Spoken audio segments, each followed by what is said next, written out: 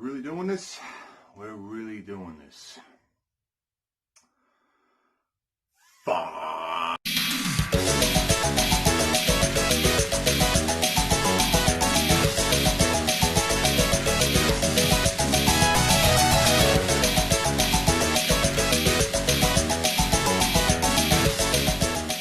Hello, Tommy Ted here, and I thought that I might have a little bit of a discussion.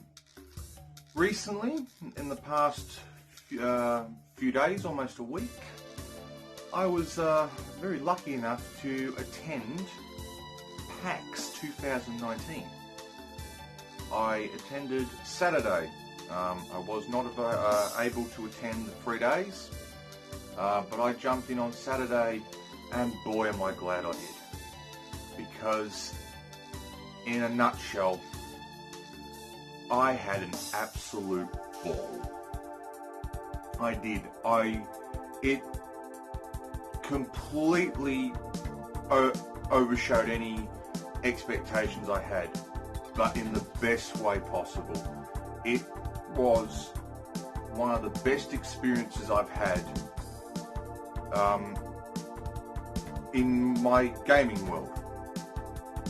I had an absolute fantastic time.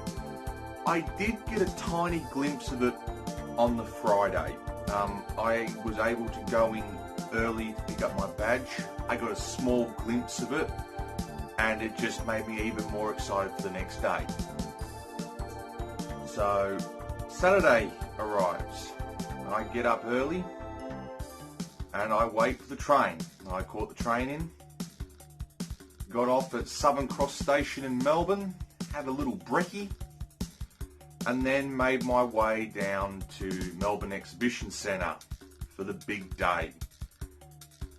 The amount of people that showed up on Saturday was enormous. Saturday was completely sold out. 3-day badges were sold out. There was some for Friday and there was some for Sunday, but Saturday completely sold out. The place was packed. Absolutely packed. Just walking down across the river, the amount of people that were already there, I managed to get in pretty early. I had a medical badge with me, so I was able to sneak in a tad early. And still, within like an hour, because when you walked in, the main show, all the displays were separate. There's a hallway you walk down, and there's all doors that you enter, and then there's another section where you went in to go see all the panels and the talks. I was heading to a panel, and the amount of people that were lined up outside still trying to get in was about 3 times more than what was already inside at 11 o'clock, and it started at 10 in the morning. So the amount of people that were still coming in at that time was just absolutely mind-blowing. I could not believe that that many people showed up, and it was really fantastic to see. The amount of cosplay I saw was just incredible, because I've never seen cosplay in real life. I've only ever seen it on in photos on the internet, and to see it up close and personal was really quite interesting. I don't understand why they do it. I really don't. I'm not against it in the slightest, but there was one guy there that I just had a quick conversation to. He looked like a rhino. This massive rhino. You could not see 1 ounce of human. He was just completely covered. And I asked him, I said, how long did that take for you to build? And he told me a full year. I'd hate to think how much it cost to make it, because it wasn't cardboard. It was pretty solid quality. But the amount of weight on it, because this thing was tall. This thing was almost about 6'7". This thing was huge. to wear that all day, you're standing, waiting in queues to try things, and even be able to play demos, because he had a mask. He had a full-blown mask. It wasn't like his face was showing. He had a full-blown mask that was out about that far. It was insane. I just don't get how they stand in those things all day. And it wasn't just him. There was other, not too many, but there were people like that with heavy things all day. Yes, there were the girls in sort of slightly, dare I say, skimpy cosplay. But I've got to be honest, I'm 25 and I'm a straight guy. I wasn't complaining. Anyway, the first real thing that I did at PAX was just get a quick look at the displays. No, I wasn't there for very long because there was something starting at 11 o'clock that I really wanted to see. So I just had a quick walk around of the display floor, just having a quick squiz so I could get my head around it for when I was going to show up there about an hour in. And then I went to my first panel, actually the only panel I saw that day. Before that, I did see a quick speed run of Metroid Fusion, the Game Boy Advance one. They were doing a live speed run of that. And I'd actually never seen a live speed run either, so there was a lot of firsts for me at PAX, which was pretty damn special. I stuck around and watched that for a few minutes, and that was great. Really interesting to see. But then I had to line up to go see Game Train presents the Sega Masters. Now, I caught up with Callan earlier, who's from Game Train. I had a quick chat to him, which was nice. I'd met him a couple of weeks earlier at a market in Melbourne called Game Out. So that was really good. Caught up with him, touch base, that was great. And then lining up, I got to meet the one and only Snoogs. Snoogs and I are great Twitter mates, and now we've upgraded to just mates. And that was really special. I spent quite a bit of the day with Snoogs actually, which was one of the best parts. I had an absolute ball mucking around with Snoogs. It was fantastic. And of course, we walked into the panel, went to see it. We wanted to cause more, but we didn't. But we did cause a tiny bit of mischief. Mainly Snoogs did. And I just made it worse by trying so hard not to laugh, but had to. I know Spacies glared at us. He says he doesn't. He didn't know we were there, but we saw it.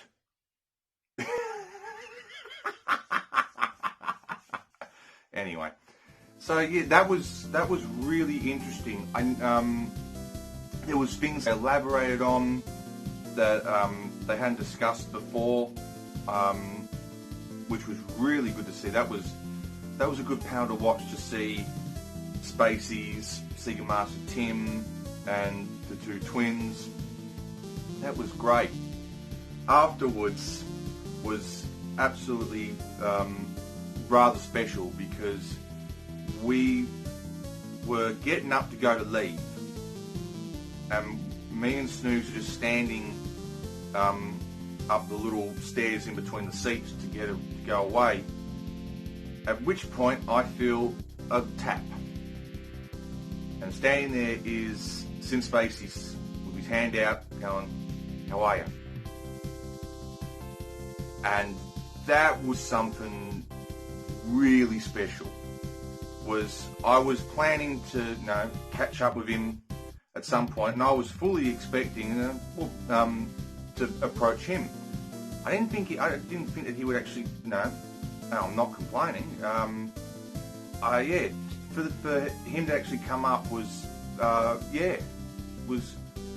quite a nice surprise. Of course, there was a photo. Some of you may have seen on Twitter.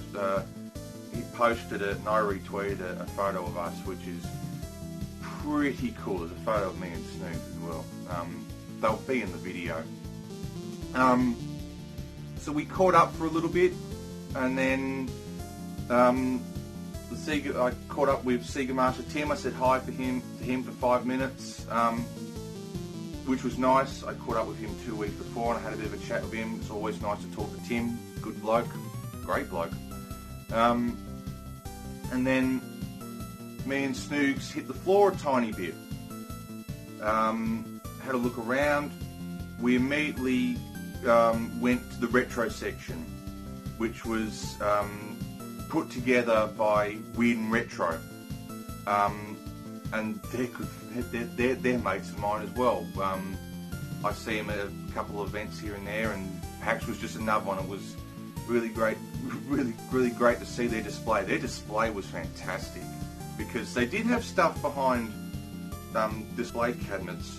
They managed to get it off the guy that owns it, and me and the guy that owns this follow each other on Twitter, and he's pretty well known in the Aussie gaming scene.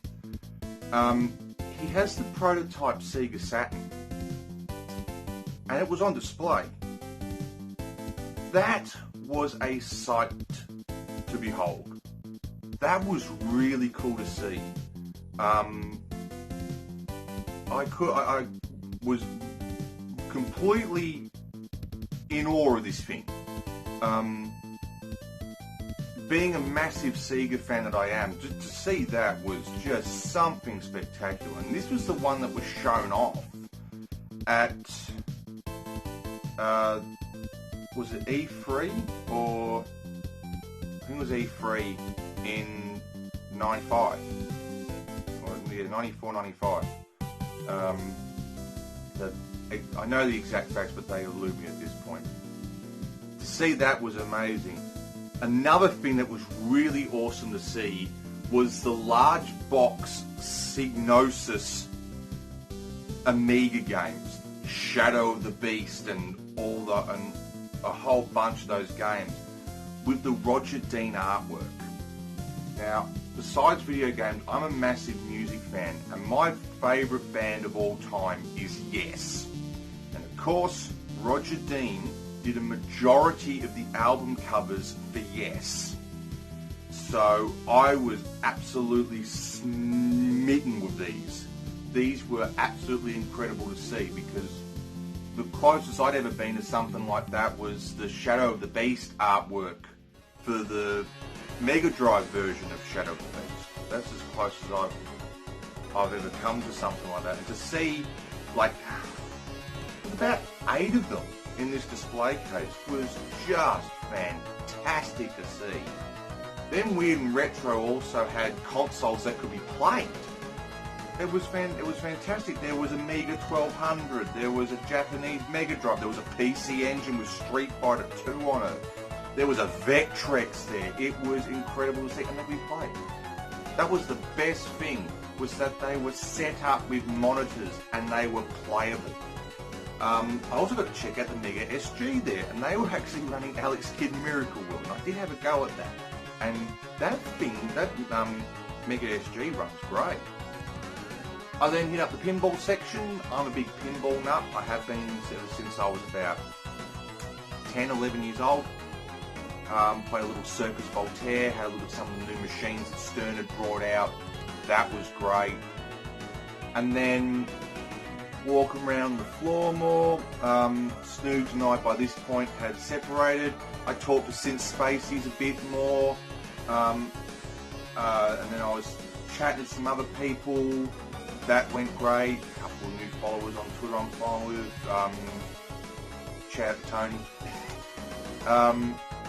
And yeah, then we just went into the big main section, checked out a lot of stuff. I played the new Doom. That's looking good. And then one thing I was really excited to check out was Destroy All Humans. I was a big fan of that on the original Xbox back when I was a kid. I loved Destroy All Humans 1 and 2. Rock hard, but great games. And of course the first one is being remade. So I got to check that out, and that's looking good. that is looking really good. I'm very excited for that. So I had to wander around that. Other than that, I wasn't able to get much footage and photos because, to be quite honest, if I wasn't taking everything in and it wasn't crossing my mind to capture stuff, I was meeting a lot of followers I've got from Twitter. I was very busy and some of you I missed out on meeting. I was trying to meet a couple of you, but kept getting grabbed by other people. One thing that did happen was this guy came running from one end of the hallway to the halfway point, screaming, "Wait! Wait!" Grabs me, stops me, just to tell me that I look like Jason Momoa, and then ran off. Literally. Wait! Wait! Wait! You look like Jason Momoa. Gone. I don't know. And then after that, I wandered around a bit, and then I went outside, checked out they were having photo shoots for cosplays, stuff like that, had a look at that for 5 minutes, then hit the floor, bought some goodies, but mainly the day was just spent talking to people, which was one of the best bits. And then afterwards, this is probably the best thing for PAX for me. I don't think the others quite. Oh, they probably realised it. I'm not too sure, but I think it didn't quite hit me till after, on the way home on the train, just how special this moment was. I caught up again with Snoogs and Spacies, and we had a couple of drinks. PAX had a makeshift pop-up pub thing. No, a couple of tents with some fridges and a cash register, and they were selling drinks. We caught up and had a couple of drinks, and just talked. And I think that really cemented us as mates. Yeah, that was probably one of the most, if not the most special moment of PAX for me, was sitting down for that couple of hours and basically just delving in about each other and all that, and other nonsense, what we got up to at PAX. We were checking out each other's goodies that we picked up, stuff like that, and that was a very special moment. Yeah, that I would say that was the best moment of PAX for me, was catching up. There was four of us. The four of us sitting there. Yeah, that was really special.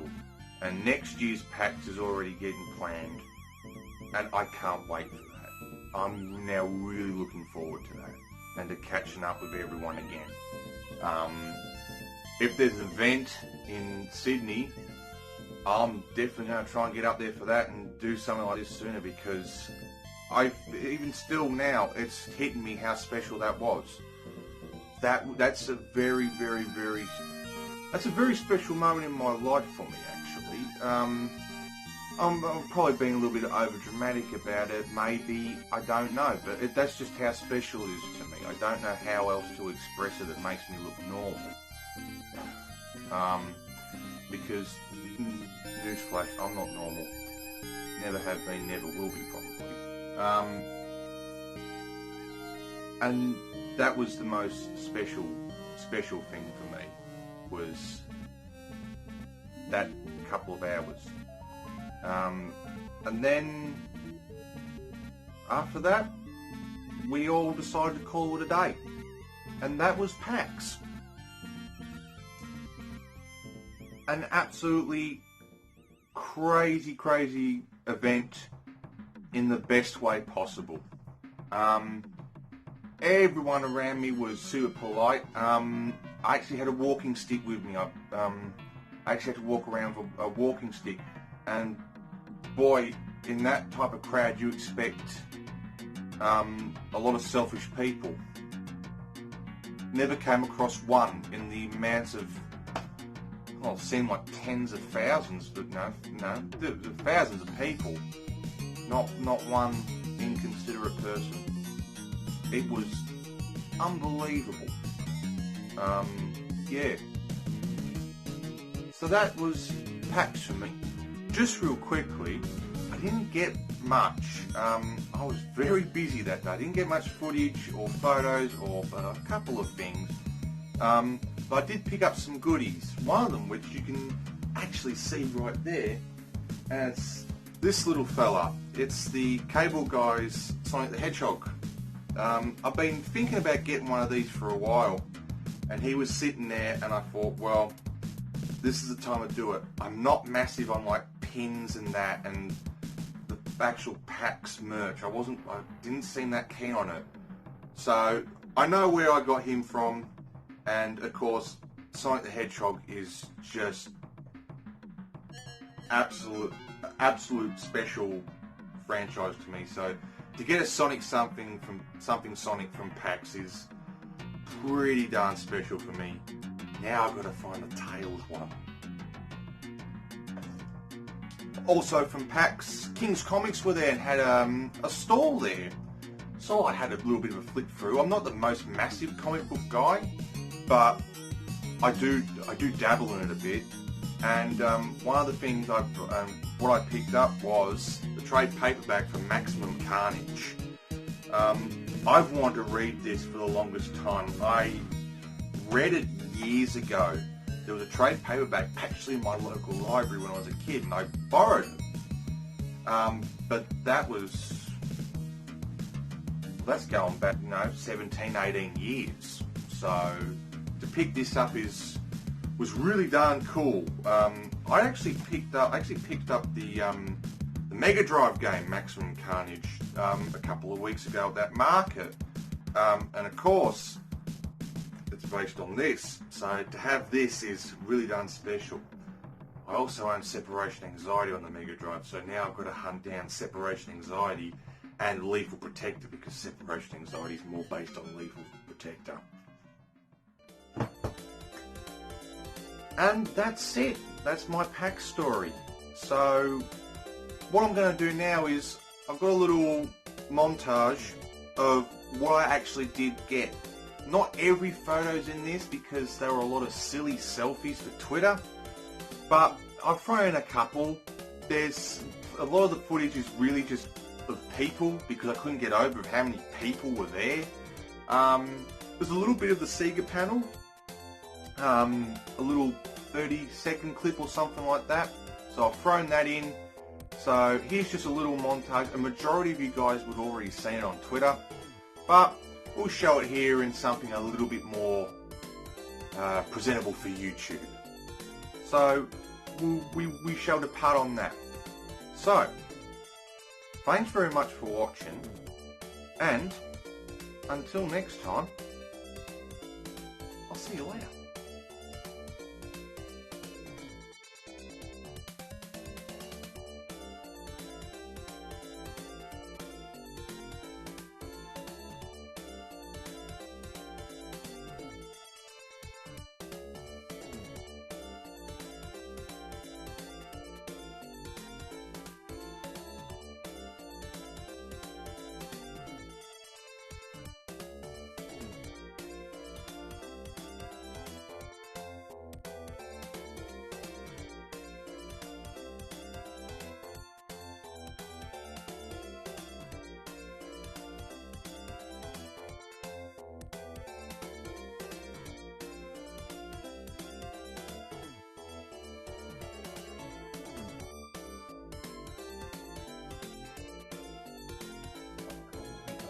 For the 0.5 course, because that's what we shifted to later. That's right. Sonic 2 was like number 1, of course, and Sonic 1 was also up there. Do you know what number 3 was? How to tune your Sega into the TV. I love it. I think probably that that question was popular because at the time, being able to rent Sega games from your video store was massive. Like you could go in, get a game, go in, get a movie, and people would just hire Segas, or they would just hire a game, and you know, they had like a day or two to play it, get the most out of it, and they really just wanted to smash it and call us to get some help for it.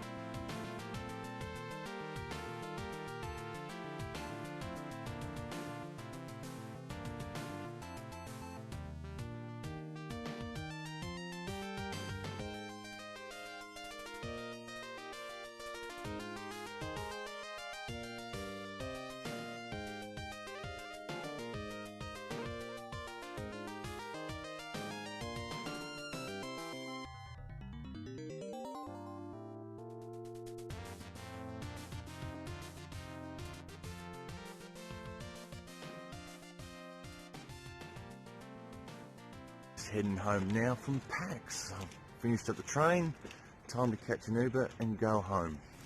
It's been an absolutely amazing day. I've had an absolute blast catching up with Snoogs, some Spacies, and yeah, a whole bunch of people. I've had absolute ball.